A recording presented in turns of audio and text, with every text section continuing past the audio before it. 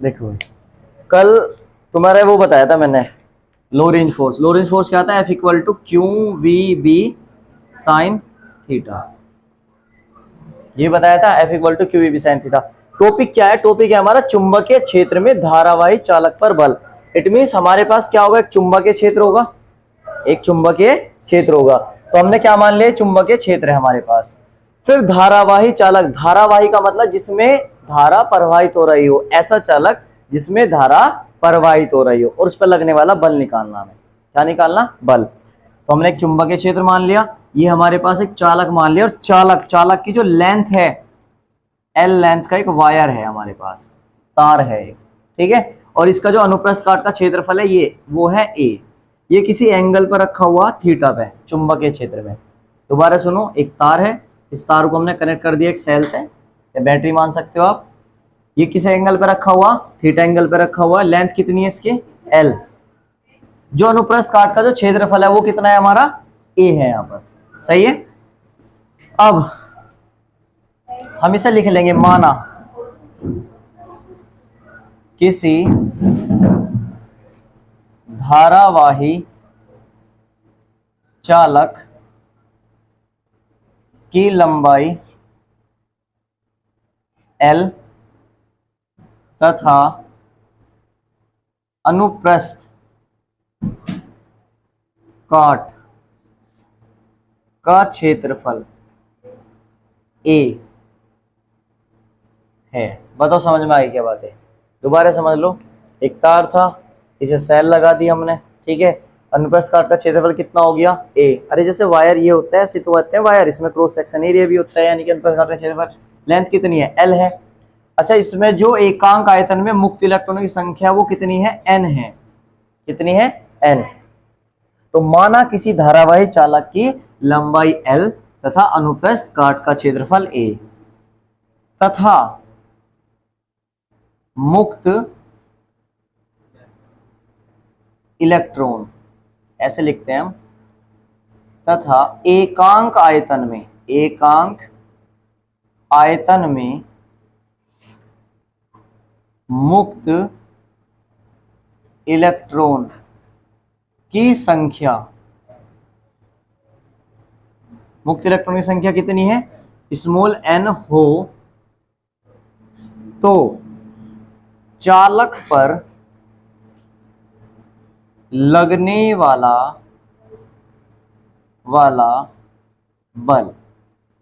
अब मुझे यहां एक बात बताओ, अगर कोई चालक है यानी कि इसमें करंट फ्लो हो रही है, यानी कि आवेश है, इसमें आवेश तो चल रहा है। अब आवेश चल रहा है, आवेश चुंबकीय क्षेत्र में है, तो इस पर कौन सा बल लगता था?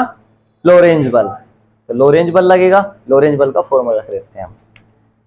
तो since F equal to Q we B sine theta, और किसी एंगल से रखा हुआ तो थीटा हमने कोई भी डिस्टर्ब नहीं करेंगे इसमें। तो F equal to Q we B sine theta. दूसरा, since you know very well Q equal to क्या होता है? N E. Q की वैल्यू यहाँ पे पुट करेंगे, क्या होती है हमारी? N E V B sine theta. यहां पर थोड़ा सा चेंज कर रहा मैं, या लास्ट में भी कर सकते हैं हम फिलहाल, ठीक है। फिलहाल नहीं कर रहा, चलो लास्ट में करूंगा मैं। ये आ गया हमारे पास क्या? इस तार के कारण लगने वाला बल। अब आपको पता है मुक्त इलेक्ट्रॉनों में एकांक आयतन में मुक्त इलेक्ट्रॉन की संख्या n है, तो कुल आयतन में मुक्त इलेक्ट्रॉन की संख्या कितनी होगी? आयतन की गुना कर देंगे। सिंस कुल आयतन में मुक्त इलेक्ट्रॉन की संख्या कितनी हो जाएगी भाई साहब? n into V. आयतन की गुना कर देंगे, और आयतन क्या होता है? क्षेत्रफल गुना में लंबाई। आयतन की गुना होगी नहीं होगी? इट मींस इस n के पहले इस पे क्या रखा जाएगा? n into a into L, क्षेत्रफल गुना लंबाई। बताओ यहां तक समझ में आती है नहीं बात? ठीक है, इसकी मल्टीप्लाई करके इसमें रखेंगे। तो now F equal to n के पहले इस पे क्या रखा जाएगा? टोटल ये n a l इंटू में e। देखो ये n के पहले इस पे रखा जा रहा है, पूरा पोर्शन n के पहले इस पे पूरा पोर्शन रखा गया है, e as it is. V B sine theta. अब देखो मैं इसे ऐसे लिख रहा हूं, N E A V B L sine theta. N E, देखो N E A V B L sine theta. कोई प्रॉब्लम तो नहीं है आगे पीछे लिखने में, ठीक है। अब जानते हो साइड में क्या, आई इक्वल टू होता था n E A v d, और वी डी अनुगमन वेग था कब, जब बैटरी लग जाती थी, और बैटरी तो हमने यहां भी लगा रखी है, तो वी ही क्या होगा, वी डी होगा। इट मींस यहां पर जो वी है, जो वी है वो ही क्या है, वी डी है। समझ में आ रही है बातें। तो इस पहले इस पर क्या बन जाएगा हमारे पास, इसकी जगह क्या बनेगा, आई। इट मींस ये हमारे पास बना पूरे का पूरा क्या बना, आई बी एल साइन थीटा, और ये बन गया एफ का फॉर्मूला। ठीक है, दो फॉर्मूले देखे तुमने एफ के लिए। क्या फॉर्मूला देखा, पहला फॉर्मूला देखा, अगर हमारे पास आवेश है और वो चुंबकीय क्षेत्र में प्रवेश कर रहा है तो उस पर लगने वाला बल लोरेंज बल कहलाता था, F equal to Q we B sine theta, जो हमने कल पढ़ाया था आपको। अब अगर उसकी लेंथ भी आपको गिवन है, यानी कि आपको लेंथ भी दे रखी है, तो फिर आपके पास क्या रहेगा, और आई भी है उसमें, यानी कि अगर आवेश नहीं है, आई भी है और एल भी है, तो क्या लगेगा, F equal to I B L sine theta. It means धारावाही चालक पर लगने वाले बल का फॉर्मूला क्या होगा, F equal to I B L sine theta. सही है, कोई ज्यादा टफ नहीं है आपके पास। अगर कल वाला डेरिवेशन आता है F equal to Q we B sine theta, तो उसमें क्या करना, क्यू के पहले इस पे क्यू एन नहीं रखना है बस। और एन क्या है, मुक्त इलेक्ट्रॉनों की संख्या एक आयतन में, कुल आयतन के लिए कुल आयतन की मल्टीप्लाई की है हमने। ये क्या बन जाएगा, आई का फॉर्मूला, जो हमने 5 चैप्टर में पढ़ा था, I equal to N E V D, अनुगमन वेग का धारा घनत्व में संबंध। ये हमने आई की वैल्यू रखी, तो क्या बन गया, I B L sine theta. Most important formula है, इसी के अकॉर्डिंग हम चुंबकीय क्षेत्र का मात्रक भी निकाल लेंगे, परिभाषा निकाल लेंगे, विमेय सूत्र निकाल लेंगे, ठीक है, इसी के अकॉर्डिंग। बट इससे पहले कुछ केस देख लेते हैं इसके, जैसे हमने कल केस देखे थे। केस हमने कल केस देखे थे, देखो केस नंबर फर्स्ट, क्या, यदि चालक लंबवत रखा हो, तो किसके लंबवत रखा हो, चुंबकीय क्षेत्र के, तो थीटा कितना बन जाएगा बेटे, 90 डिग्री। तब बल, पथ कैसा नहीं होने का इसका, बस बल निकालना है, तो F equal to I P L sine 90, और साइन 90 की वैल्यू कितनी होती थी, 1, तो क्या बन जाएगा, I B L, F equal to I B L. और इसे हम क्या बोल सकते हैं, अधिकतम बल भी बोल सकते हैं, क्योंकि साइन थीटा की मैक्सिमम वैल्यू क्या होती है, 1 और -1, तो +1 आई, तो क्या बन गया, आई बी एल। पहला case clear. Case number second, यदि चालक चुंबकीय क्षेत्र के समांतर रखा हो, समांतर, it means theta equal to 0 रखा हो, तो अब क्या हो रहेगा,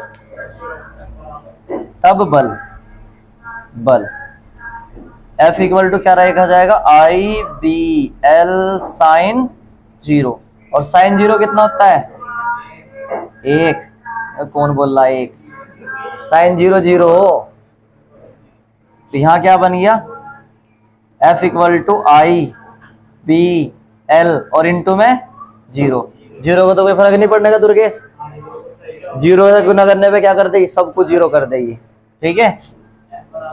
तो एफ इक्वल टू 0, एक मछली ने सभी को अपनी जैसी बना दिया इसने, तो ठीक है, 0 बन गया। थर्ड केस क्या होगा, थर्ड केस ये होगा, किसी कोण पे रखा हुआ है, तो सेम यही का ये फॉर्मूला रहेगा, और वो कोण कितना होगा, 0 से अधिक, 90 से कम, ठीक है।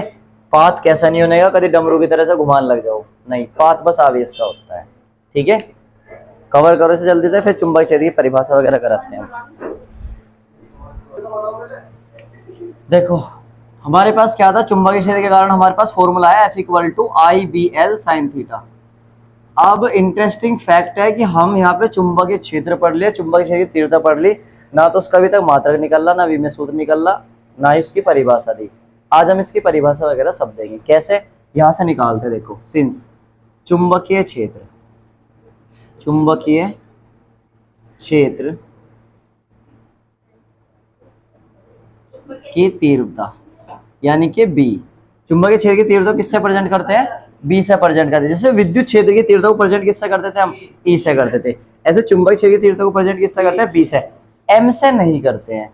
कभी कभी बच्चे सोच ले कि मैग्नेटिक फील्ड होगा तो एम से प्रेजेंट करेंगे, नहीं, एम से नहीं करते हैं, बी से करते हैं।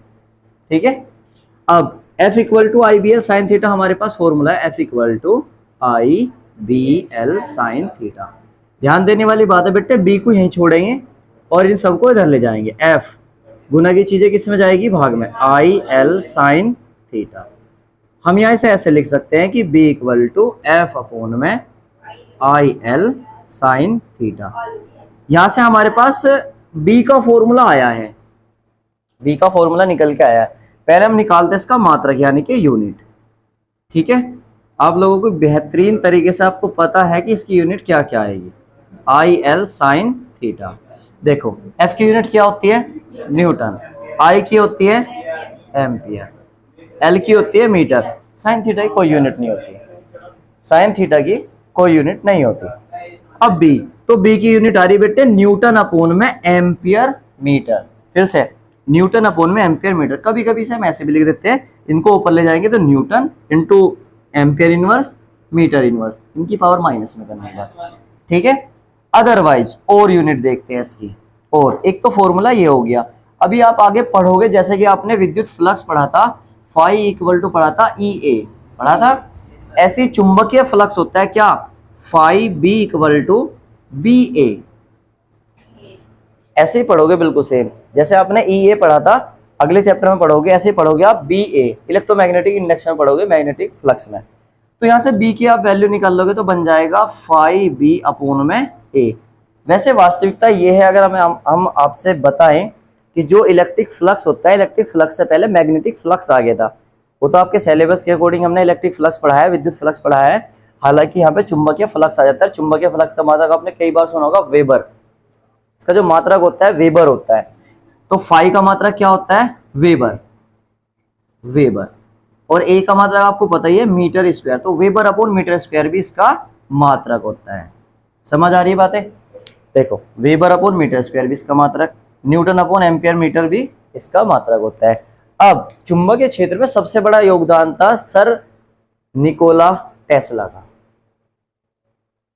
साइंटिस्ट थे निकोला टेस्ला। अब निकोला टेस्ला को सम्मान देने के लिए, इसी को हम क्या बोलते हैं, इसकी यूनिट होती है टेस्ला। आपने सुना भी होगा एलन मस्क टेस्ला कार बना रहे हैं, टेस्ला कंपनी से जुड़े हुए टेस्ला कार बना रहे हैं। ठीक है, वो इन्हीं के उस पर सिद्धांत पे चली हुई है सब कुछ, तो इसी को हम क्या बोलते हैं, टेस्ला। तो इसका एसआई मात्रक टेस्ला भी है, वेबर अपॉन मीटर स्क्वायर भी है, न्यूटन अपॉन एम्पियर मीटर भी है। तो चुंबकीय क्षेत्र की तीव्रता का मात्रक या तो हमने देखा ये था, देखे तो इतने देख लिए, तीन देख लिया आपने। तो न्यूटन अपॉन एम्पियर मीटर भी इसका मात्रक होता है, वेबर अपॉन मीटर स्क्वायर भी इसका मात्रक होता है, इसे ही हम क्या बोलते हैं, टेस्ला। ये सब एसआई मात्रक है। अब जाहिर सी बात है सीजीएस मात्रक तो बताने की हैबिट है हमारी, तो सीजीएस मात्रक भी होती है, सीजीएस मात्रक। और सीजीएस मात्रक जानकर अचंभा होगा तुम्हें, गोस थ्योरम थी, गोस होता है इसका सीजीएस मात्रक। ठीक है, तो सीजीएस मात्रक क्या होता है इसका, गोस। ठीक है, जो गोस थ्योरम थी ना, गोस नामक साइंटिस्ट थे, वो यहां से ही आए थे, उन्होंने भी मैग्नेट में दिया था। तो सीजीएस मात्रक क्या होता है इसका,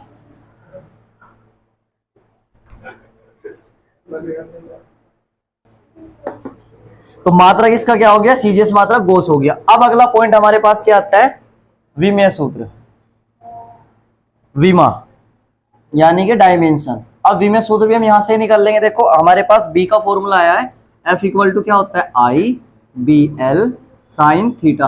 कुछ बच्चे यहाँ यही कहेंगे सर हम वहां से भी तो निकाल सकते थे, F equal to Q we B sine theta से। यार यूनिट तो आप यहां से भी निकाल सकते थे, क्योंकि बी है, क्यू को बटे में ले जाएंगे, एफ की यूनिट क्या होगी, न्यूटन, क्यू की होगी कूलम और वी की होगी मीटर पर सेकेंड, वो भी यूनिट निकाल सकते हैं आप।